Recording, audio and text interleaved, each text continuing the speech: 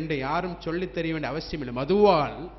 மதுவால் பாவம் நடக்கின்ற காரியத்தை யாரும் பட்டியல் போட்டு சொல்லவே வேண்டியதில்லை. அல்லாஹ் தடுத்த ஒரு விஷயம் இந்த உலகத்திலே சட்டமாக ஆனது, அனுமதிக்கப்பட்டது. அதிலே பலனை பார்ப்பவன் முட்டாள், பாவத்தை பார்ப்பவன் புத்திசாலி. யார் முட்டாள் யார் புத்திசாலி என்பதை உங்களுடைய அதை உபயோகிக்கும் மக்களுடைய பார்வைக்கு விட்டு விடுகின்றோம் சகோதரர்களே. அடுத்து விபச்சாரம். இந்த விபச்சாரத்துடைய நிலவரம் என்ன?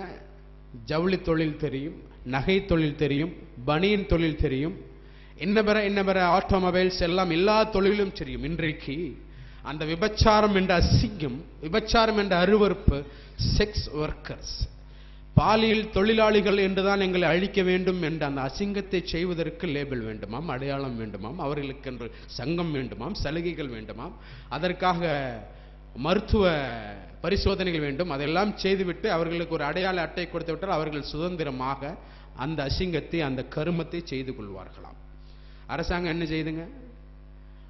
தடுக்கும் என்று பார்த்தால் பாதுகாப்பாக செய்ய வேண்டுமாம். அந்த அசிங்கத்தை பாதுகாப்பாக செய்யுங்கள், ஆணுரை அணிந்து செய்யுங்கள், அதை உபயோகித்து இப்படி செய்யுங்கள் அப்படி செய்யுங்கள். அசிங்கத்தை செய்வதற்கு அரசாங்கம் வழிமுறைகளை வழிவகைகளை சொல்லக்கூடிய விஷயங்களை பார்க்கின்ற பொழுது அந்த விஷயத்தின் மூலமாக அனுமதித்தது, அந்த அனுமதித்த விஷயத்தை மறைமுகமாக நேரடியத்தால் தடுத்து விட்டால் முடிஞ்சது, சாப்டர் க்ளோஸ். அதை செய்யாதே, அதை செய்தால் மிக உச்சபட்ச தண்டனை கிடைக்கும் என்ற ஒரு சட்டத்தை போட்டு பார்த்தால் வேலையே முடிஞ்சது, செலவே இல்லை. ஆனால் அதை ஒரு வாசல் வழியாக அனுமதித்து விட்டு இன்னொரு வாசல் வழியாக அதை தடை செய்வதற்கு பல கோடி விளம்பர செலவு, அக்யூட் இம்யூனோடெஃபிஷியன்சி சிண்ட்ரோம் என்று சொல்லக்கூடிய விரிவான எய்ட்ஸ் என்று சொல்லக்கூடிய அந்த சுருக்கமான அந்த பாலியல் நோயை தடுப்பதற்காக அரசாங்கம் செலவழிக்கக்கூடிய விளம்பர செலவு கோடிக்கணக்கான ரூபாய். சட்டத்திலே கடுமைகள் இல்லை, தண்டனைகள் ஒப்புக்கு சப்பாக இருக்கின்றது. பேப்பரை திறந்தா அழகி கைது, விபச்சாரம் செய்த அழகி கைது. அழகன் என்னானா? அந்த அழகியோடு தொடர்பு வைத்த அழகன் என்னானா? ஒண்ணுமே இல்லை. அபராதம் போட்டு ஃபைன் போட்டா முடிஞ்சது. அழகன் மட்டும்தான் அந்த காரியத்தை செய்து அழகி மட்டும்தான் அந்த காரியத்தை செய்ய முடியுமா? அழகன் என்னானா? விஷயமே இல்லை.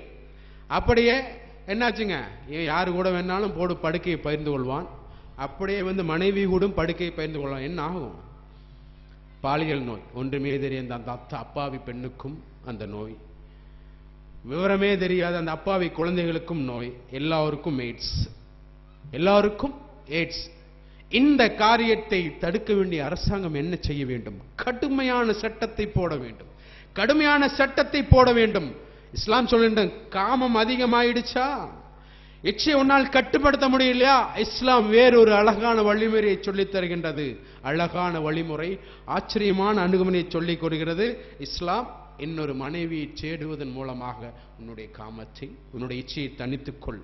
இங்கே ஒருத்தனுக்கு ஒருத்தி என்ற ஒரு கடுமையான சட்டத்தை வேறு வாசல் வழியாக சொல்லிட்டு மறைமுகமாக, காரணம் அனுமதி இல்லையே, செய்ய முடியாது, அவனுக்கு சட்டம். இந்த இந்தியாவுடைய ஒரு பிரத்யேக சட்டம், முஸ்லிம்கள் சந்தோஷப்பட வேண்டியது, திருமண சொத்து விவகார சட்டத்தில் நமக்கு முழு அனுமதி.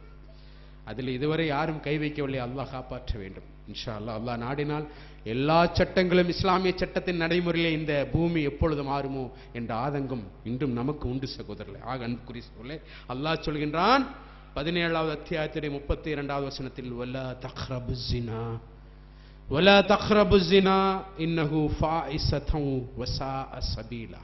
அல்லாஹ் சொன்னான், விபச்சாரத்தின் அருகில் கூட நீங்கள் நெருங்காதீர்கள், விபச்சாரத்தை செய்யாதீர்கள் என்ற இஸ்லாத்துடைய மிக மிக சிறப்பு என்ன தெரியுமா? அல்லாஹ் எந்த தீமை வருகின்றதோ அந்த வாசலை அடைக்கக்கூடிய வழியைத்தான் அல்லாஹ் சொல்வான். காரணம், அவன் படைத்தவன், அவனுக்கான் தெரியும் அவன் படைத்த இந்த மனிதனுடைய விஷயங்கள் எப்படிப்பட்டது என்று உணர்ந்த அல்லாஹ் செய்யாதீர்கள் என்று அல்ல, அதன் அருகில் கூட செல்லாதீர்கள் என்று அல்லாஹ் சொல்லுகின்றான். சகோதரர்களே, நபிகள் நாயகம் ஸல்லல்லாஹு அலைஹி வஸல்லம் அவரிடத்தில் ஒரு மனிதர் கேட்கின்றார், எனக்கு விபச்சாரம் செய்வதற்கு அனுமதி தருவீர்களா? அல்லாஹ்வுடைய தூதரே, அல்லாஹ்வுடைய தூதர் சொன்னார், மிக பக்குவமாக அந்த மனிதனுக்கு புரியக்கூடிய விதத்திலே, உன்னுடைய தாயோ உன்னுடைய சகோதரியோ இந்த பாவத்தை, இந்த அசிங்கத்தை செய்ய நீ விரும்புவாயா? பக்குவமான உபதேசம் பாருங்களேன். அதை செய்யக்கூடிய மக்கள் கொஞ்சம் சிந்தித்து பாருங்களேன். அதற்கு அனுமதி கூட அரசாங்கம் சிந்தித்து பாருங்களேன், அதிகாரிகள் சிந்தித்து பாருங்களேன். நம்முடைய அல்லது உங்களுடைய அதற்கு வக்காலத்து வாங்கக்கூடிய ஆதரவு தெரிவிக்கக்கூடிய தாயோ சகோதரி அந்த காரியத்தை செய்ய நாம் பிரியப்படுவோமா? பிரியப்படவோ மாட்டோம். ஆக அந்த அசிங்கத்திற்கும் கடுமையான சட்டங்கள் வர வேண்டும். இஸ்லாமிய சட்டம் அமல்படுத்தப்பட்டால் அதற்கு என்ன சட்டம் நடைமுறையில் இருக்கின்றதோ அந்த பயத்தின் காரணமாக அதிலிருந்து விலகி ஓடக்கூடிய மனிதர்களாக இருப்பார்கள். அங்கே இஸ்லாமிய சட்டங்கள் அமுல்படுத்தப்படுகின்றது. 0.05% தான் குற்றங்கள் விபச்சார சம்பந்தமாக நடைபெறுகின்றது என்ற புள்ளிவிவர கணக்கை பார்க்க முடிகிறது. அடுத்ததாக வட்டி. பல விஷயங்கள் உண்டு. எல்லா விஷயத்திலும் தொட்டு போனா ஒரு பாட்டுக்கே 1 மணி நேரம் வேணும். சிம்பிளாக சொல்லிக் கொண்டு போகிறோம் சகோதரர். அடுத்ததாக வட்டி. அல்லாஹ் 2வது அத்தியாயத்துடைய 179வது வசனத்திலே சொன்னான், ஃபைலம் தஃபாலு ஃபஅதனு பிஹர்பின் மினல்லாஹி வ ரசூலிஹி. அல்லாஹ்வோடும் அவனுடைய தூதரோடும் போரிடுவதற்கு சமம் என்று சொன்ன ஒரு காரியம். இஸ்லாமியர்கள் இன்றைக்கு முஸ்லிம் மொஹல்லாக்களிலே வட்டிக்கான அடகு கடைகள் பெருகி வருவதை பார்க்க முடியுது. கவலையோடு பார்க்க வேண்டிய விஷயம். இந்த அநியாயம் எல்லா தளங்களிலும் எல்லா களங்களிலும் தன்னுடைய பாதத்தை பதித்திருக்கின்றது. அதனால் ஏற்படக்கூடிய கொலைகள் தற்கொலைகள் கணக்கிட முடியாதவை சகோதரே. தனக்கு தடுக்க வேண்டிய அரசாங்கம் அதை வார்க்கக்கூடிய வேலையைத்தான் செய்கின்றது. எல்லாம் வட்டியை முன்னிறுத்தியே விளம்பரங்கள். 2%, 5%, எங்கு திரும்பினாலும் வட்டி. வீதிக்கு வீதி, முக்குக்கு முக்கு இன்னைக்கு பார்க்கலாம். நம்முடைய மொஹல்லாக்கள் எந்த மக்கள் வட்டியின் பக்கம் திரும்பி போகவே கூடாதோ, எந்த மக்கள் வட்டியின் பக்கம் யோசிக்கவே கூடாதோ, அல்லாஹ்வோடும் அல்லாஹ்வுடைய தூதரோடும் போரிடுவதற்கு சமம் என்று அல்லாஹ் திருமறை குர்ஆனிலே சொன்னானே, அந்த வசனங்களை படித்து மக்கள் வாழக்கூடிய இடங்களிலே வட்டி கடைகள் பெருகிவிட்டது என்று சொன்னால், ஏழை பறக்கான் என்ற பாகுபாடு இல்லாமல் அடுத்தனுடைய இரத்தத்தை குடிக்கக்கூடிய இந்த வட்டி தடுக்கக்கூடிய சட்டங்களும் இல்லை, அரசாங்கம் தயாரில்லை, பொதுமக்களுக்கும் விழிப்புணர்வு இல்லை.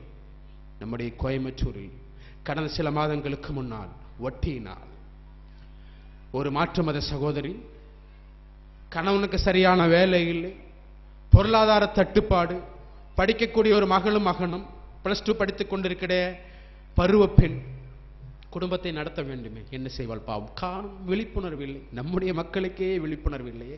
ஒரு மாற்று மத சகோதரி வட்டியை வாங்கினான். வட்டிக்கு யாருங்க கொடுக்கிறான்? ஃபைனான்ஸ் கடை கூட தேவையில்லை. வீட்டுக்கு வீடு சைக்கிள்லையும் வண்டியிலையும் வந்து வட்டிக்கு கொடுக்கக்கூடிய அநியாயக்காரர்கள் பெருகிவிட்ட காலம் இது. வீட்டுக்கே வந்து 1000 ரூபாய் கொடுத்து 10 நாள் ஒரு மாசத்துல அடிச்சு 900 ரூபாய் கொடுத்து இவ்வளவு நாள் இவ்வளவு அட்டச்சா இவ்வளவு % முடிச்சு தேடி போக வேண்டிய வீட்டுக்கு தேடி வந்து வட்டியை கொடுக்கக்கூடிய பாதகமான சூழ்நிலையில் வாழ்ந்து கொண்டிருக்கக்கூடிய காலம். அந்த தாய் வட்டிக்கு வாங்கினாள். வட்டிக்கு கொடுத்தது வேறு யாரும் இல்லை, ஒரு பெண் தான். வட்டிக்கு வாங்கியதும் பெண், வட்டிக்கு கொடுத்ததும் பெண். கொஞ்ச காலம் ஆச்சு, வட்டியை திருப்பி கொடுக்க முடியல. அந்த பெண் வந்து கேட்டுட்டே இருக்கிறா, இப்ப தர்றேன் அப்ப தர்றேன். காரணம், திருப்பி கொடுவதற்கு வழியில் ஏழ்மையான குடிமக்கள் வாழக்கூடிய ஊர் தானே. அந்த தாய் பதிலை சொல்லிக்கொண்டே இருக்கின்றாள். ஒரு நாள் அந்த பெண் வட்டிக்காக வீட்டிற்கு வருகின்ற பொழுது தாய் இல்லை. அந்த பருவ வயதடைந்த 17, 18 வயது நிரம்பிய +2 படிக்கின்ற அந்த பெண் தான் இருந்தாள். எங்கம்மா? அம்மா வெளியே போயிருக்காங்க. பணம் தரணுமே, உங்க அம்மாவுக்கு சொல்லக்கூடாதா? அம்மாட்ட நீங்க பேசுங்களேன் என்று சொன்ன பொழுது அந்த இரத்த காட்டேறி வட்டியின் மூலமாக வாழ்க்கையை அமைத்துக் கொண்டிருக்கின்ற அந்த பெண், ஈவு இறக்கமற்ற அந்த பெண், நீ நல்லா தானே இருக்கிற, நீ அழகாத்தானே இருக்கிற, ஒன்றை வச்சு சம்பாதிச்சு உங்க அம்மா அந்த பணத்தை எல்லாம் ஒப்படைக்கலாமா என்று சொன்ன பொழுது மானத்திற்காகவே வாழ்ந்து கொண்ட அந்த பிஞ்சு வாழ்க்கை எதிர்காலத்திலே படித்து ஒரு நல்ல நிலையிலே வர வேண்டும் என்று நினைச்ச அந்த பெண் அந்த சுடு சொற்களை தாங்க முடியாமல் வீட்டிற்கு தன்னுடைய தாய் வருவதற்குள்ளாவே தூக்கிலிட்டு தற்கொலை செய்து கொண்டாள் என்று பார்க்கின்ற பொழுது செல்லூரத்தில் நடந்த ஒரு சம்பவமாக பார்க்க வேண்டாம். அன்புக்குரிய இஸ்லாமிய தாய்மார்களே, நாமும் நீங்களும் கூட அற்ப காரணங்களுக்காக வீட்டில் வைத்திருக்கக்கூடிய அற்ப விஷயங்களுக்காக நீங்களும் வட்டியின் நாடி அதிகமாக போய்கொண்டிருக்கின்றீர்கள். உங்களை நோக்க இஸ்லாம் சொல்லக்கூடிய உபதேசம், வட்டியின் பக்கம் நீங்கள் திரும்பி பார்க்காதீர்கள். அல்லாஹ்வுடைய தூதர் சொன்னார், வட்டியினுடைய பாவம் 70 கிளைகளை கொண்டது.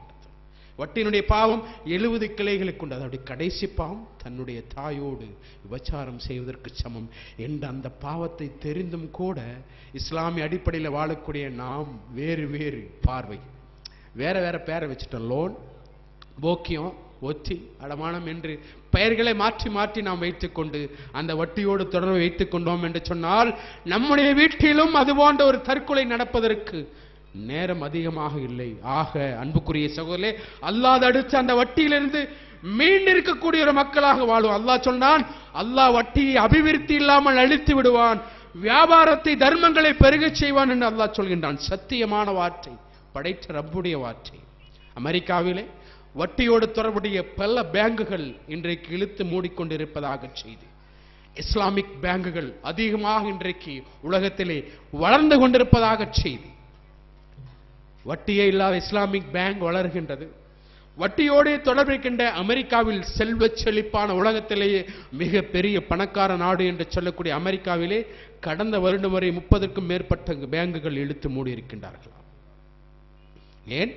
அல்லாஹ் சொன்னான், நான் அதை அழிச்சு விடுவேன் என்று. இஸ்லாமிக் பேங்க் ஆதரவுகள் பெருகிக் கொண்டே இருக்கின்றது. ஏன்? நம்முடைய ஊரிலே வட்டிலா கடனை நம்முடைய ஜமீத் ஹலில் குரான் திருப்பூர் ஜேஎக்ஸ் மர்கஸிலே அழகான முறையிலே அந்த வட்டிலா கடனை கொடுத்து கொண்டே இருக்கின்றார்கள். சிறிய தொகையிலே ஆரம்பித்த அந்த வட்டியில் ஒரு பேங்க் தான், ஒரு பேங்க் என்று தான் சொல்ல வேண்டும், ஆனால் வட்டி இல்லாத பேங்க்.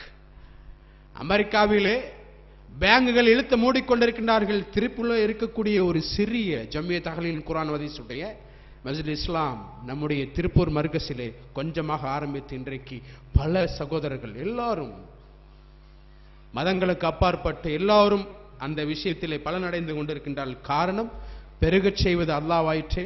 அதனால் பெருகச் செய்தான் அல்லாஹ். வட்டி என்ற விஷயத்திலே நாம் பல விஷயங்களை வித்தியாசங்களை பார்த்தாலும் அல்லாஹ் அதை அழிக்க நாடினால் அழித்தே தீருவான். இது வட்டி.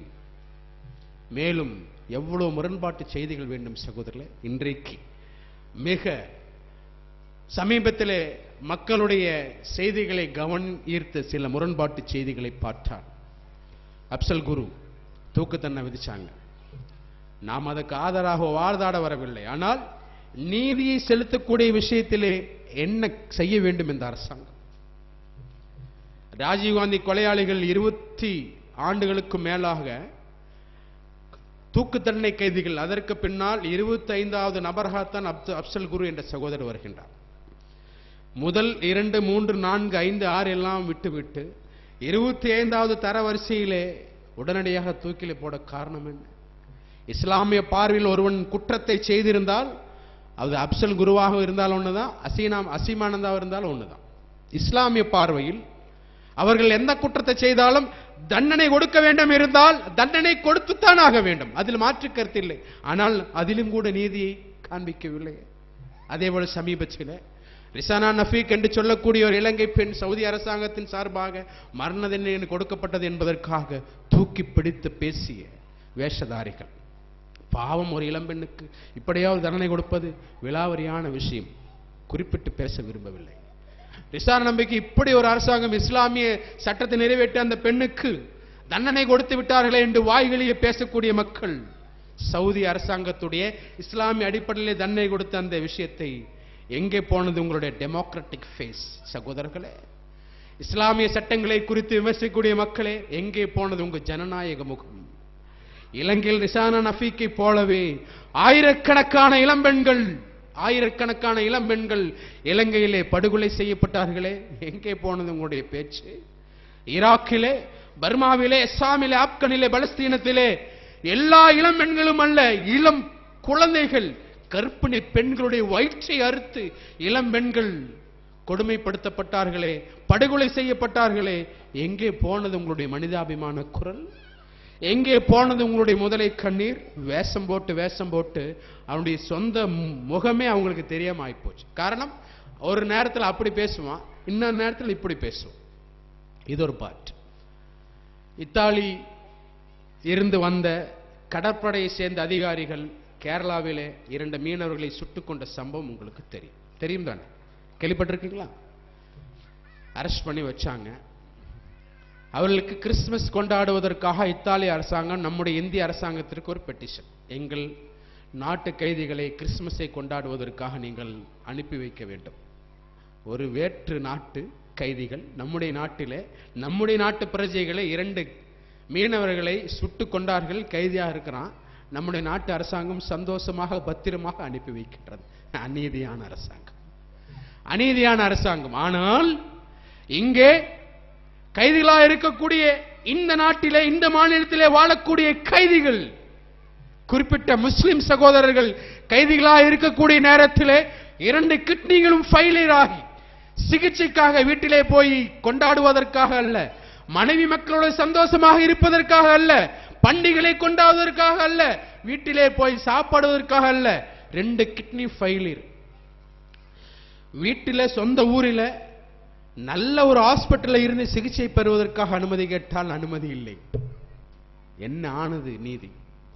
என்ன ஆனது நீதி? சொந்த நாட்டுல சொந்த ஊர்ல 2 கிட்னி ஃபெயிலியருங்க. மரணப்படுக்கையில் கிடக்கக்கூடிய ஒரு மனிதனுக்காக, ஒரு சகோதரனுக்காக ஒரு பெயில், அட விடுதலை எல்லாம் வேண்டாம், ஒரு பெயிலை கொடுத்தானா, கொஞ்சம் ட்ரீட்மெண்ட் கொடுத்தா அந்த மனிதனுடைய கிட்னி கொஞ்சம் சரியாகும், ஒரு வாய்ப்பு தான். ஆனால் அவனுக்கு அனுமதி இல்லை. போராடினாலும் அதற்குண்டான தீர்வு இல்லை. மனைவி மக்கள் சென்று அரசாங்கத்தை சந்தித்து கண்ணீர் விட்டாலும் அதற்குண்டான தீர்வுகள் இல்லை. ஒரு நாட்டு அங்கிருந்து ஒரு லெட்டர் போடுறான், எங்கள் நாட்டு கைதிகளை அனுப்பி வைங்க, கிறிஸ்துமஸ் கொண்டாட வேண்டும். உடனடியாக அனுப்பி வைக்கக்கூடிய அவலத்தை பார்க்கின்ற பொழுது அல்லாஹ் சொல்கின்றான், சூரத் நிசா 4வது அத்தியாயம் 135வது வசனத்தில் அல்லாஹ் சொல்கின்றான், யா அய்யுல்லதீன ஆமனூ கூனூ கவாமீன பில் கிஸ்தி சுஹதாஅ லில்லாஹி வலவ் அலா அன்ஃபுசிக்கும் அவில் வாலிதைனி வல் அக்ரபீன் இன் யகுன் அனியன் அவ் ஃபகீரன். எல்லாருக்குமான செய்தி, முஸ்லிம்களுக்கா மட்டுமல்ல, மனிதர்களை படைத்த அல்லாஹ் ஒரு செய்தியை சொல்கின்றான், நம்பிக்கையாளர்கள் என்று அழைத்து சொல்கின்றான். இந்த செய்தி கேட்கணும் அனைத்து மக்களும் புரிந்து கொள்கிறான். நம்மை படைத்த இறைவன் அனைத்து மக்களும் நீதியின் மீது நிலைத்திருப்பதற்காக ஒரு செய்தியை சொல்கின்றான். நீங்கள் நீதியின் மீது நிலைத்திருப்பவர்களாக அல்லாஹ்வுக்கே சாட்சி கூறுவர்களாக இருங்கள் என்று அல்லாஹ் சொல்கின்றான்.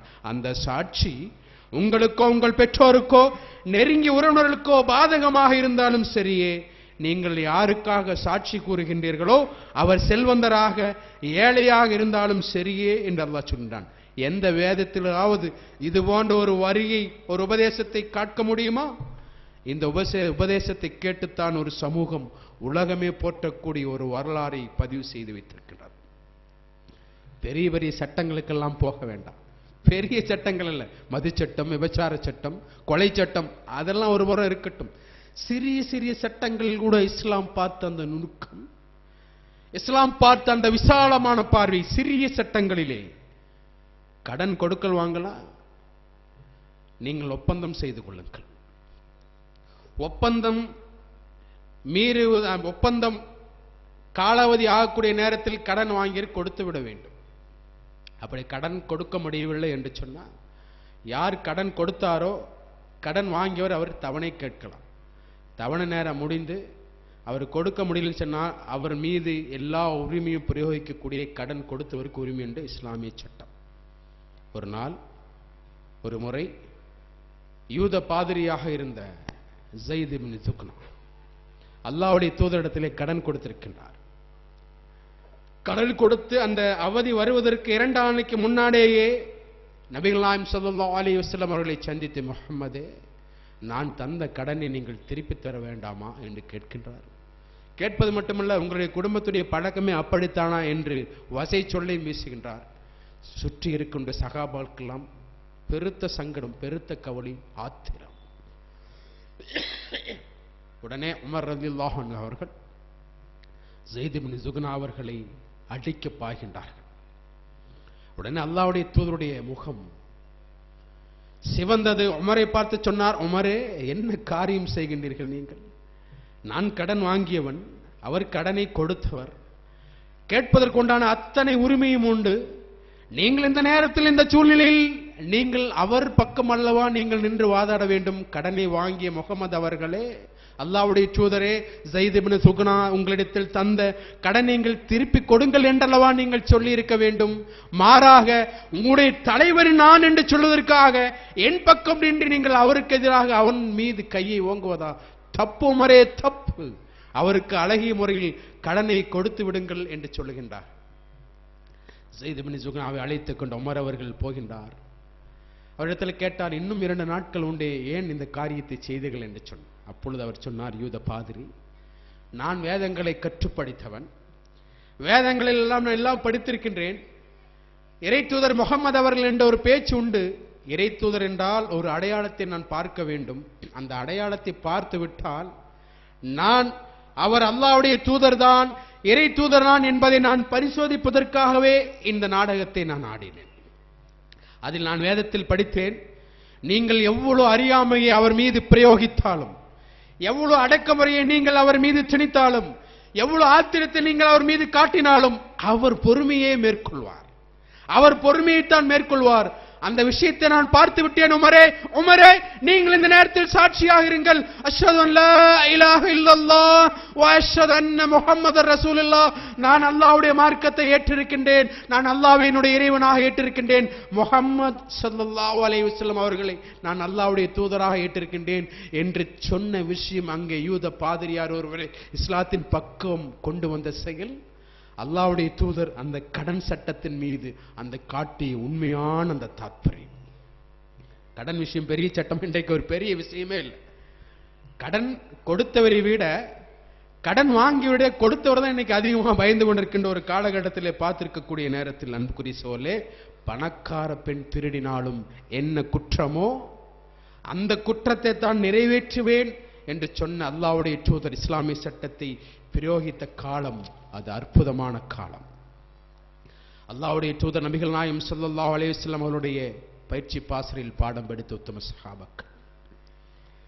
உமர் ரலியல்லாஹு அன்ஹு அவர்கள் கலீஃபாவாக ஜனாதிபதியாக இருக்கின்ற நேரம், அவருடைய காலத்தில் கஜானாவிலிருந்து பொதுமக்களுக்கெல்லாம் ஆடைகள் தைப்பதற்காக துணி கொடுக்கப்பட்டது. ஒவ்வொருவருக்கும் 3 மீட்டர் துணி, எல்லாருக்கும் ஒரே அளவு தான், அதிகம் குறைவு கொடுக்கப்பட மாட்டார். கலீஃபாவுக்கும் அவர் தான், சாதாரண அடிமைகளுக்கும் அவர் தான், கஜானா வேலை செய்யக்கூடியவர் தான், பொதுமக்கள் யாராக இருந்தாலும் அவர் தான், ஆளுநராக இருந்தாலும் 3 மீட்டர் துணி. ஒரு சபை, கலீஃபா உமர் ரலியல்லாஹு அன்ஹு அவர்கள் ஜனாதிபதி பேசிக் கொண்டிருக்கிறால் இது போன்ற சபையிலே எல்லோரும் அமர்ந்திருக்கின்றார்கள். கலீஃபாவோட ஆடையை பார்த்தால் கொஞ்சம் பெரிதாக இருக்கின்றது. ஒரு மனிதருக்கு சந்தேகம், எல்லாருக்கும் 3 மீட்டர் துணிதானே கொடுக்கப்பட்டது, கலீஃபா மட்டும் ஜனாதி மட்டும் பெரிதாக ஆடை தைத்துக் கொண்டிருக்கின்றாரே. சந்தேகத்தை மனதிலேயே வைக்க தெரியாத மக்கள் அவர்கள் உடனடியாக வைப்பார்கள், தெளிவு வருவார்கள். அங்கிருந்து கள்ளம் கபடம் இருந்தால் விலகி போன ஒரு சமூகம் அது. கலீஃபாவிடத்தில் கேட்டால் கலீஃபா அவர்களே ஒரு சந்தேகம், எல்லாருக்கும் 3 மீட்டர் துணிதான் கொடுக்கப்பட்டது, நீங்கள் மட்டும் கொஞ்சம் பெரியதாக ஆடை தைத்து தைக்கணும், என்ன காரணம்? கலீஃபா உமர் சொன்னார், இதற்குண்டான பதிலை என்னுடைய மகன் அப்துல்லா இப்னு உமர் அவர்கள் சொன்னார். அப்துல்லா இப்னு உமர் எழுந்தார், கலீஃபா அவர்களுக்கு கொஞ்சம் அதிகமான துணி தேவைப்பட்டது, 3 மீட்டருக்கு அதிகமாக எடுக்க முடியாது, என்னுடைய ஆடையும் என்னுடைய தந்தைக்கே கொடுத்தேன், அதன் காரணமாக அவர் பெரிய ஆடையை தைத்து பொறுத்து கொண்டிருக்கின்றார். இன்றைக்கு தகவல் அறியும் உரிமை சட்டம் என்று பேசுகின்றோமே சோதரே, 1400 ஆண்டுகளுக்கு முன்னால் இந்த பூமியில நிலைநாட்டப்பட்ட முதல் தகவல் அறியும் உரிமை சட்டம் நேரடியாக இன்றைக்கு யாராவது முதலமைச்சர் மீதோ கலெக்டர் மீதோ அதிகாரி மீதோ அரசியல்வாதி மீதோ நம்முடைய கவுன்சிலர் மீது கூட தகவல் அறிமை உரிமை சட்டம் எழுதி போட்டானா தெரியறதுக்கு நான் வருஷக்கணக்காகவும் தெரியவே தெரியாது. ஒரு ஜனாதிபதியின் முன்னால் ஒரு சாதாரண பிரஜை நேரடியாக எழுதி போடக்கூட வேண்டாம். உலகத்தின் முதல் தகவல் அறியும் உரிமை சட்டம் என்று பார்க்கக்கூடிய நேரத்தில் அன்புக்குரிய சகோதரர்களே, மாற்று மத சகோதரர்கள் இங்கே இருந்தால், இந்த சப்தத்தை கேட்கக்கூடியவர்கள் இருந்தால், காரணம் இஸ்லாமிய சகோதரர்களுக்காக மட்டுமே ஏற்பாடு செய்யப்பட்ட கூட்டம் அல்ல. இஸ்லாமிய சட்டங்களை, இஸ்லாத்தை மறைமுகமாகவும் நேரடியாகவும் ஒளிந்தும் மறைந்தும் அதனுடைய தாத்பரியங்களை உணரக்கூடிய மக்களுக்காகவும் ஏற்பாடு செய்ய கூட்டம் தான். சகோதரர் ஜஃபருல்லா அவர்கள் ஆரம்ப உரையிலே குறிப்பிட்டதைப் போல யாரையும் விமர்சனம் செய்வதற்காக அல்ல. இந்த உலகத்திலே ஒரு அற்புதமான ஒரு சட்டம், நம்மை வழிநடத்தக்கூடிய சட்டம் காத்திருக்கின்றது. அது தெரியாமல் இன்னும் உறங்கிக் கொண்டே இருக்கின்றோம் சகோதரர்களே, இன்னும் உறங்கிக் கொண்டே இருக்கின்றோம். இந்த சட்டங்களுடைய தாற்பயம் புரிந்த காரணத்தினால்தான் இந்த உலகத்தில் இந்த இந்தியாவிற்கு சுதந்திரம் வாங்குவதற்காக பாடுபட்ட அனைத்து மக்களுடைய தலையாய மனிதராக சொல்லப்பட்ட ஒரு மனிதர் காந்திஜி அவர்கள் சொன்ன ஒரு வார்த்தை, காஷ்மீர் முதல் கன்னியாகுமரி வரை ஒரு இளம்பெண் எப்பொழுது தன்னந்தனியாக பயமில்லாமல் பிரயாணம் செய்வாளோ, நகைகள் அணிந்து கொண்டு, அப்பொழுதுதான் இந்தியாவிற்கு சுதந்திரம் கிடைத்ததாக அர்த்தம் என்று சொல்லிவிட்டு அவர் நிறுத்தவில்லை. அதுதான் பாட். அவர் நிறுத்தவில்லை. கடைசியாக சொன்னார், அது எப்பொழுது சாத்தியம் என்றால் கலீஃபா உமர் அவர்களுடைய ஆட்சி வந்தால் மட்டுமே சாத்தியம் என்று சொன்னால், உமர் யார்? அந்த கலீஃபா யார்? அந்த ஜனாதிபதி யார்? எந்த சட்டத்தை அமல்படுத்தினார்கள்? நபிகள் நாயகம் ஸல்லல்லாஹு அலைஹி வஸல்லம் அவர்கள் என்ற புரொஃபஸரிடத்திலே பாடம் பயின்ற மாணவர் உமர் ரலியல்லாஹு அன்ஹு. பாடத்திட்டம், சிலபஸ் இஸ்லாம். இந்த நாட்டுக்கு தேவையான சட்டம், இந்த நாட்டுக்கு அவசியமான சட்டமும் கூட உமர் ரலியல்லாஹு சொன்னார். உமர் ரலியல்லாஹுடைய ஆட்சியை ஸ்லாகிட்டு காந்திஜி அவர்கள் குறிப்பிட்டு சொன்னார்கள் என்று சொன்னால் என்ன காரணம் சொல்ல? What is the reason? அவர் அந்த சட்டத்துடைய, இஸ்லாமுடைய சட்டங்களுடைய தத்துவங்களை, தாத்பரியங்களை உணர்ந்திருந்தார். அதனால்தான் உறுதியாக சொன்னார், கலீஃபா உமருடைய ஆட்சி வந்தால் மட்டுமே சாத்தியம் என்று சொன்னால் பெரிய பெரிய சட்டங்கள் அல்ல சோழே, இஸ்லாத்துடைய சின்ன சின்ன சட்டங்கள் இன்றைக்கு உலகத்திலே அது பிரயோகப்படுத்தப்படுமே. ஆனால் ஒன்று இரண்டு விவரங்கள். இன்றைக்கு இஸ்லாமிய ஆண் குழந்தைகளுக்கு கத்தனா செய்யக்கூடிய பழக்கம் உண்டு. இன்றைக்கு இஸ்லாமிய ஆண் குழந்தைகள் மட்டுமல்ல, பல ஹாஸ்பிட்டலுக்கு போனால் யூரின் இன்ஃபெக்ஷன் என்று சொல்லக்கூடிய சிறுநீரக தொற்று நோய் பாதிக்கப்பட்டு பல மாற்று மத குழந்தைகள் ஹாஸ்பிட்டலுக்கு வந்திருக்கின்றார்கள். பல இஸ்லாமிய கத்தனா செய்யக்கூடிய சகோதரர்களை அணுகி, பக்கத்து வீட்டில் ஏதாவது முஸ்லீம் குடும்பம் இருந்தால், ஏதோ நீங்க செய்வீங்களாமே, அது செய்யணுங்கிற மாதிரி எங்க டாக்டர் சொல்லியிருக்காரு, அது மாதிரி செய்யணும், எங்களுக்கு தெரியாது, கத்தனா என்று சொல்ல தெரியாது. அவர்கள் டாக்டர் சொன்னார் முஸ்லிம்கள் செய்வார்கள், அதுபோல நீங்கள் செய்யுங்கள் என்று. என்ன காரணம் சகோதரர்களே? என்ன காரணம்? கத்தனா என்று சொல்லக்கூடிய அந்த சாதாரண சட்டம். ஒரு ஆண் சிறுநீர் கழிக்கின்ற பொழுது இஸ்லாமியர்கள் செய்யக்கூடிய கத்தனாவை போல அவர்கள் செய்யாவிட்டால் சிறுநீரகம் என்று சொல்லக்கூடிய அந்த தொற்றுநோய் கிருமிகள் அந்த ஆணுடைய உறுப்புகளிலே தேங்கி அதன் மூலமாக பல நோய்கள் வளர வாய்ப்புண்டு. 1400 ஆண்டுகளுக்கு முன்னாலேயே சுகாதாரத்திற்கு அதிக அடையாளமாக இருந்த இஸ்லாமிய மார்க்கம் அந்த ஒரு அற்புதமான சட்டத்தை சொல்கின்றது. நபி இப்ராஹிம் அலைஹிஸ்ஸலாம், கிறிஸ்தவர்கள் ஆபிரகாம் என்று சொல்லக்கூடிய ஆபிரகாம் அவர்கள் விருத்த சேதனம் கத்தனா செய்ததாக பைபிள்களை பார்க்க முடிகின்றது. பன்றிய இறைச்சியை இஸ்லாம் தடை செய்திருக்கின்றது. இஸ்லாமிய மார்க்கம் அல்லாஹ் திருமறையிலே 1 இடங்களில் அல்லாஹ் பன்றிய இறைச்சியை சாப்பிடாதீர்கள் என்று அல்லாஹ் தடை செய்திருக்கின்றார். இன்றைக்கு அறிவியல் முடிவுகள் அதை நிரூபித்துக் கொண்டே இருக்கின்றது. சில ஆண்டுகளுக்கு முன்னால் தமிழ்நாட்டிலே மிக பிரபலமாக இருக்கக்கூடிய ஒரு ஐஏஎஸ் ஆபீசர், பெயர் சொல்ல விரும்பவில்லை, அவர் பல திட்டங்களுடைய மேம்பாட்டிற்காக வெளிநாடுகளுக்கு பிரயாணம் சென்றிருக்கின்றார். அங்கே போய் பல உணவுகளை சாப்பிட்டு இருக்கின்றார். ஊர் திரும்பிய உடனேயே பயங்கரமான காய்ச்சல். என்ன ட்ரீட்மெண்ட் பார்த்தும் குணப்படுத்தவே முடியவில்லை. அவர் கடந்த வாதம் எங்கே போயிருந்தார், என்ன சாப்பிட்டார், எங்கே போனார், எதை சாப்பிட்டார் என்று சொன்னார். நான் இந்த நாட்டிற்கு போனேன், இந்த இடத்திலே தங்கினேன், இதை சாப்பிட்டேன் என்ற பட்டியலே அனுப்புகின்றார். பார்த்தால் எந்த ஹோட்டலிலே தங்கி இருந்தாரோ அந்த ஹோட்டலிலே குறிப்பிட்ட நாட்கள் குறிப்பிட்ட இறைச்சி மிகவும் டேஸ்டாக இருக்குது என்பதற்காக அவர் விரும்பி சாப்பிட்டிருக்கிறார். அவருக்கு தெரியாது பன்றி இறைச்சி என்று. அது தெரிந்தவுடனே அவர் சாப்பிட்ட அந்த உணவு முறையை தெரிந்தவுடனே டாக்டர்கள் அதற்கு பிறகு ஆராய்ச்சி செய்கின்றார்கள். பன்றி இறைச்சி சாப்பிட்டால் என்ன ஆகுமோ, டிச்சுராசிஸ் என்று சொல்லக்கூடிய ஒரு மோசமான ஒரு கிருமி பன்றி இறைச்சி சாப்பிட்டால் மனித மூளையிலே கொக்கி புழுக்களாக, வட்ட புழுக்களாக மனித மூளையிலும் உடம்புகளிலும் தங்கி இருப்பதாக இன்றைக்கு ஆராய்ச்சி முடிவுகள் சொல்லுகின்றன. அதனால் பல நாடுகள் பன்றி இறைச்சி சாப்பிடுவதற்கு அனுமதி உள்ள நாடுகள் மக்கள் கூட இது விஷயமாக ஒரு அவேர்னஸ் வந்து, விழிப்புணர்வு வந்து அதன் பக்கமே செல்லவில்லை. அல்லாஹ் 1400 ஆண்டுகளுக்கு முன்னாலேயே அந்த மோசமான இறைச்சி, அதை சாப்பிடாதீர்கள் என்று ஒரு சட்டத்தை ஈற்றிருக்கிறார்கள் என்று சொன்னால், இன்றைக்கு சுகாதாரமான நகரத்தை உருவாக்குவோம், green city, clean city, my town, own town என்றெல்லாம் பல விளம்பரங்கள் செய்யப்படுகிறது. நம்முடைய நகரம் சுத்தமான நகரம், சுத்தமாக வைப்போம் என்று. இங்கே சிறுநீர் கழிக்காதீர்கள், குப்பைகளை அதே இடத்தில் போடுங்கள் என்றெல்லாம் பல சுகாதாரத்திற்கு தேவையான பல விளம்பரங்களை.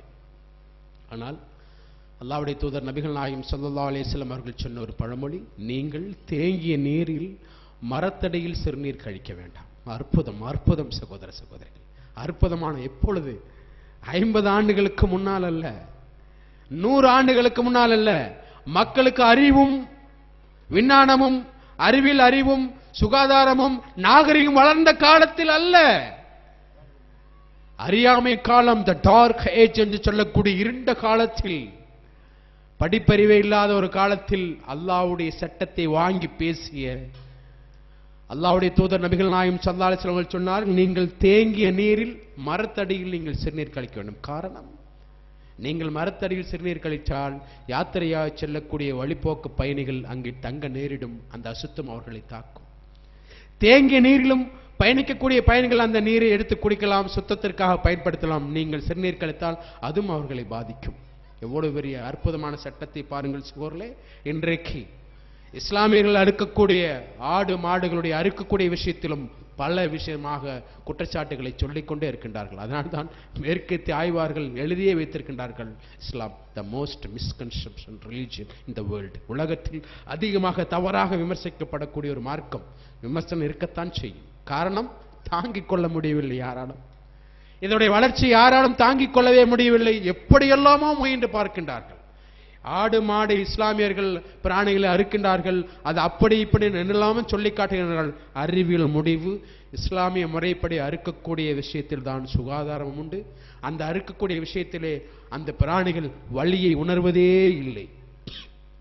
ஜெர்மான்டில் ஒரு பேராசிரியர் அது சம்பந்தமாக இஸ்லாமிய முறையிலே அறுக்கக்கூடிய அந்த முறையை பற்றி மிக பெரிதாக ஒரு புத்தகமே எழுதியிருக்கின்றார். இஸ்லாமிய முறைதான், அறுக்கக்கூடிய முறைதான் மிக மிக சுகாதாரமானது, சுத்தமானது, மிருகங்களுடைய வழியே தெரியாமல் அறுக்கக்கூடிய முறை. இன்னைக்கு பார்த்தானா எல்லாரும் ஹலால் கட்டு, ஹலால் என்ற கூடிய ஒரு லேபிளை உருவாக்கிட்டாங்க. பார்த்துட்டீங்களா?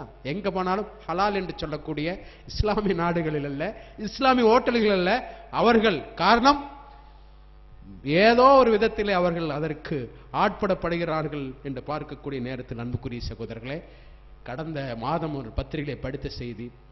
ஒரு நாள் கைகளும் தினம், கைகழுவதற்கென்றே ஒரு நாளை ஏற்படுத்தி நீங்கள் சுகாதாரமாக சுத்தமாக இருங்கள் என்று அங்கங்க இடங்களில் போலியோ சொட்டு மருந்து கொடுக்குற மாதிரி அங்கங்க பாத்திரத்தில் கையில் தண்ணியெல்லாம் வச்சு போட்டு கையை கழுவி சுகாதாரமாக இருங்கள் சுத்தமாக இருங்கள் ஒரு தினத்தை, எப்படி மகளிர் தினம், பெற்றோர் தினம், குழந்தைகள் தினம், அந்த தினம், எய்ட்ஸ் தினம் என்றெல்லாம் கொண்டாடுகிறார்களோ ஒரு நாளை ஏற்படுத்தி கைகளும் தினத்தை உருவாக்கி வைத்திருக்கின்றார்கள்.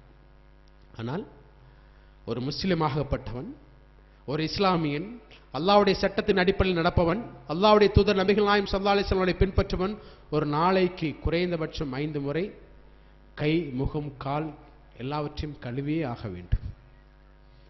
கையை மட்டுமல்ல, அவன் தன்னுடைய முன்கைகளை, முழங்கைகளை வாய்க்கொப்பளிக்க வேண்டும், முகத்தை கழுக வேண்டும், கால்களை கழுவியே ஆக வேண்டும். சகோதரர்களே, இந்த சட்டங்களை தெரியக்கூடிய மாற்று மத சகோதரர்களை புரிந்து கொள்ள வேண்டும்.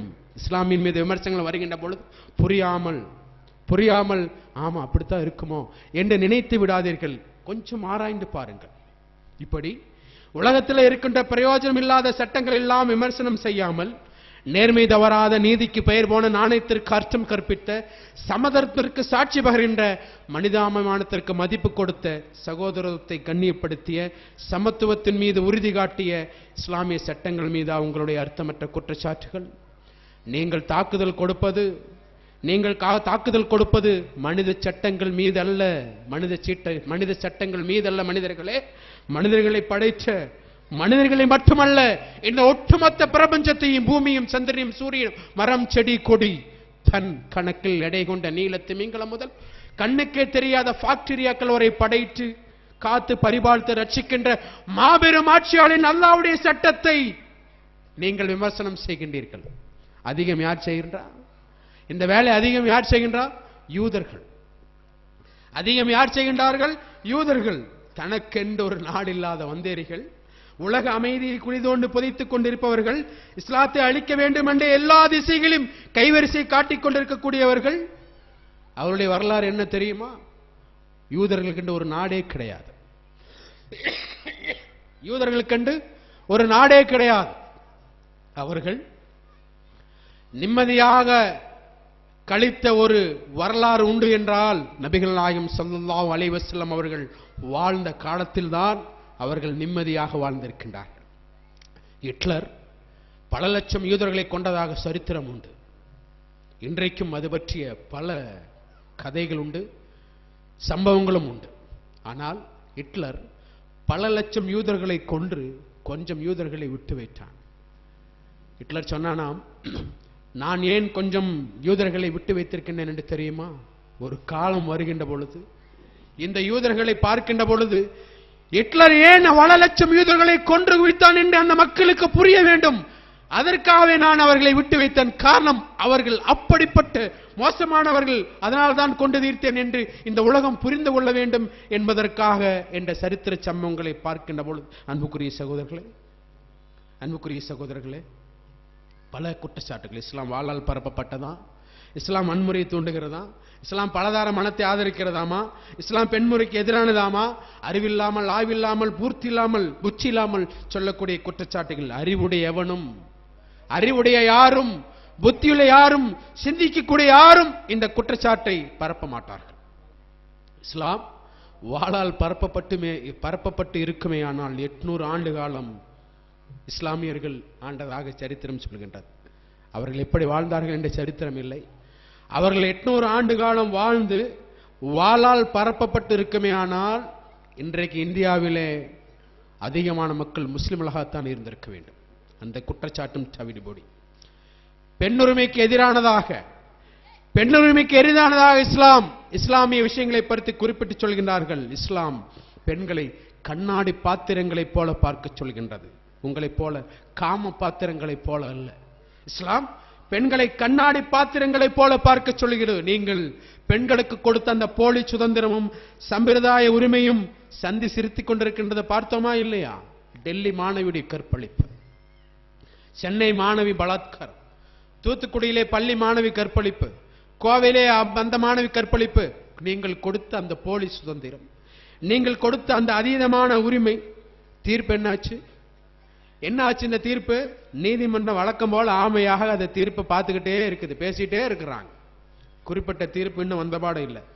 95% ஸ்டேட்மெண்ட் என்ன தெரியுமா? மக்களுடைய தீர்ப்பு. நீதிமன்றத்தை தீர்ப்பு ஒரு புறம் வைப்போம், அது இனி எப்ப சொல்லுவாங்களே தெரியாது. அவங்க அப்பா அம்மாலாம் செத்து போய் இந்த உலகமே அழியிற நாள் ஒரே தீர்ப்பு வரக்கூடிய காலமாக இல்லை. பல வழக்குகள், பத்திரிகையிலே படித்த செய்தி, பல லட்சம் வழக்குகள் தேங்கி கிடக்கின்றது. 95% ஸ்டேட்மெண்ட். அதுபோன்ற குற்றவாளிகளுக்கு தூக்கு தண்டனை கொடுக்க வேண்டும், ஆடை கலாச்சாரம் மாற வேண்டும். இது யாருடைய சட்டம் சகோதரர்களே?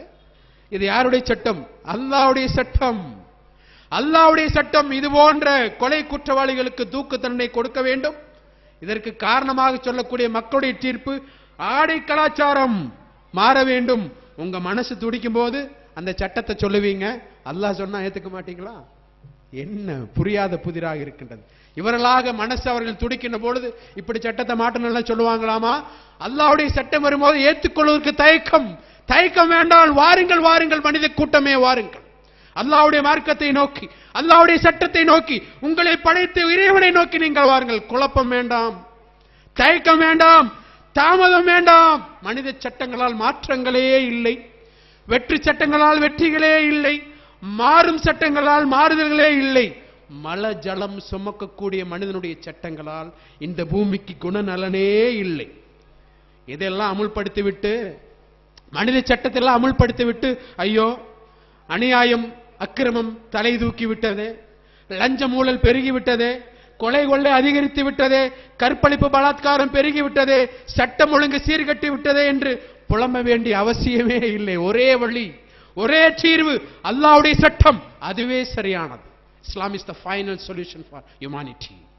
இந்த மனிதர்களுக்குண்டான மகத்தான தீர்வு அல்லாஹ்வுடைய சட்டம் தான். அல்லாஹ்வுடைய சட்டம் எங்கே அமல்படுத்தப்படுமோ அங்கேதான் சாந்தியும் சமாதானமும் வரும். இறை சட்டமாகிய இஸ்லாம் தான் மனித குலத்திற்குண்டான மிகப்பெரிய தீர்வு. எது நன்மை எது தீமை என்று நமக்கு பிரித்தறிய முடியாது சகோதரிகளே. எது நன்மை எது தீமை என்று நமக்கு பிரித்து அறிய முடியாது. அல்லாஹ் திருமறை குர்ஆனில் 2வது அத்தியாயத்துடைய 216 வசனத்திலே சொல்கின்றான், வஸா அன் தக்ரஹு ஷையன் வஹுவ கைருன் லக்கும் வஸா அன் துஹிப்பு ஷையன் வஹுவ ஷர்ருன் லக்கும் வல்லாஹு யஅலமு வ அன்தும் லா தஅலமூன். அல்லாஹ் சொல்கின்றான், ஒரு பொருள் உங்களுக்கு நன்மையாக இருக்கும் நிலையில் அதை நீங்கள் வெறுக்கக்கூடும். ஒரு பொருள் உங்களுக்கு தீமையாக இருக்கும் நிலையில் அதை நீங்கள் விரும்பக்கூடும். இவற்றை அல்லாஹ் நன்கு அறிகின்றான், ஆனால் நீங்கள் அறிவதில்லை என்று அல்லாஹ் சொல்கின்றான்.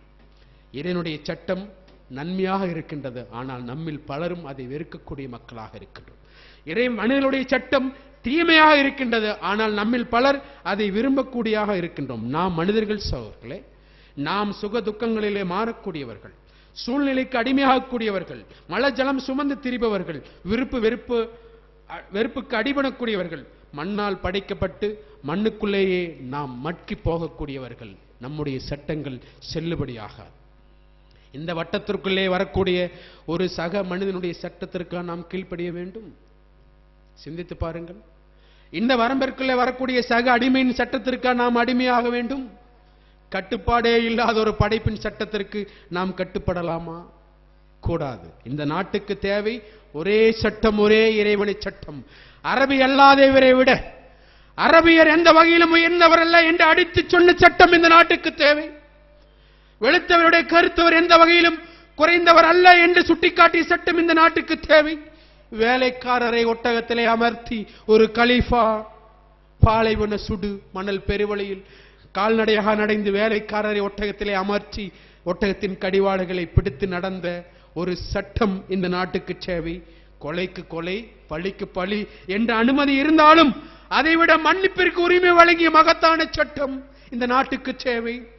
கர்ப்பிணியான தன்னுடைய மகளை கொண்டவர்களையும் தன்னுடைய சித்தப்பாவின் ஈரக்கொலையை கடித்து துப்பியவர்களும் கூட மக்கா வெற்றியின் போது நீங்கள் சுதந்திரமானவர்கள், உங்களுக்கு மன்னிப்புண்டு என்று நபிகள் நாயகம் ஸல்லல்லாஹு அலைஹி வஸல்லம் அவர்களை சொல்ல வைத்த சட்டம் இந்த நாட்டுக்கு தேவை. ஏற்றத்தாழ்வுகளை பார்க்காத, பாகுபாடுகள் இல்லாத, நிறைவேற்றமற்ற சமதர்மம் போதித்த சட்டம் இந்த நாட்டுக்கு தேவை. எது வேண்டும் என்பதை மக்களே நீங்கள் முடிவு செய்யுங்கள். எல்லாம் எதில் ஓரளவுக்கு சொல்லி இருக்கிறோம். எல்லாம் தொழுகையுடைய உரையுடைய ஆரம்பத்திலே நம்முடைய இமாம் அவர்கள் கிராத் ஓதி அதற்கு நம்முடைய சகோதரர் அவர்கள் அதோடைய தர்ஜுமாவை சொன்னார். அதோடைய விளக்கம், இந்த உலகத்திலே வாழக்கூடிய அதிகமான மனிதர்களுடைய கூற்றை நீங்கள் பின்பற்றுவீர்களே ஆனால் நபியை நீங்கள் வழிகேட்டில் தான் போக வேண்டும் என்று அல்லாஹ் ஒரு சொன்ன சூரத் நிசாவிலே. உண்மை அதுதான் சகோதரர்களே. அல்லாஹ்வுடைய சட்டத்தை பின்பற்றி இந்த உலகத்திலே மனிதர்களாக பிறந்த யாராக இருந்தாலும் எனக்கு தேவையான நீதி எங்கே கிடைக்குமோ அந்த சட்டம் இந்த பூமியில் அமல்படுத்த வேண்டும் என்பதற்காக ஒன்று திரண்டு இந்த பூமிக்கு வர வேண்டும். எந்த சட்டம் எல்லா மனிதர்களையும் சமமாக பாவிக்குமோ, அநீதி இழைக்காத, சமதர்மம் இல்லாத இந்த சட்டம், சமதர்மம் உள்ளது சட்டம், அநீதி இழைக்காத சட்டம் நாட்டுக்கு தேவை. ஆக மனிதர்களுடைய சட்டங்களால் இந்த பூமிக்கு ஒரு பிரயோஜனமும் இல்லை. ஆரம்பத்திலே நாம் பார்த்தோம். ஆரம்பத்திலே பல குறிப்புகளை பார்த்திருக்கின்றோம். அல்லாஹ்வுடைய இந்த மனிதர்களை படைத்த, இந்த மனிதர்களை புரிந்த, இந்த மனிதர்கள் இந்த பூமிக்கு அனுப்பிய அல்லாஹ்விற்கு தெரிந்த மனிதர்கள் எப்படி வாழ வேண்டும். அதனால்தான் அவன் ஒரு என்சைக்ளோபீடியாவை, ஒரு சிலபஸத்தை, ஒரு பாடத்திட்டத்தை, ஒரு இஸ்லாத்தை இந்த பூமிக்கு அனுப்பியிருக்கின்றான். அதன் மூலமாக இந்த மக்கள் சுபிட்சமாக வாழ வேண்டும் என்பதற்காக. அன்புக்குரிய சகோதர சகோதரர்களே, இஸ்லாமியர்களே, மாற்று மத சகோதரர்களே, அல்லாஹ் தடுத்துள்ள விஷயத்தை நாமும் வெறுத்து, அல்லாஹ் அனுமதித்த விஷயத்தை நாமும் விரும்பி, அல்லாஹ்வுடைய தூதர் நபிகள் நாயகம் ஸல்லல்லாஹு அலைஹி வஸல்லம் அவர்கள் எதெல்லாம் நமக்கு வழிகாண்பித்து தந்திருக்கின்றார்களோ அந்த அடிப்படையிலே வாழ்வதற்கு அதிகபட்ச முயற்சி செய்வோமாக. வல்ல ரஹ்மான் அதற்குண்டான பக்குவத்தை, பாக்கியத்தை, அறிவை, ஆற்றலை, சிந்தனை, புத்தி, வலிமை, தாக்கத்தை, ஆயுளை, ஆரோக்கியத்தை, பொருளாதாரத்தை, நேரத்தை, நல்ல சிந்தனை, எண்ணத்தை நம் அனைவருக்கும் தருவானாக. ஆகிரு தாவானா அல்ஹம்துலில்லாஹி ரப்பில் ஆலமீன். அஸ்ஸலாமு அலைக்கும் வரஹ்மத்துல்லாஹி வபரகாத்துஹு.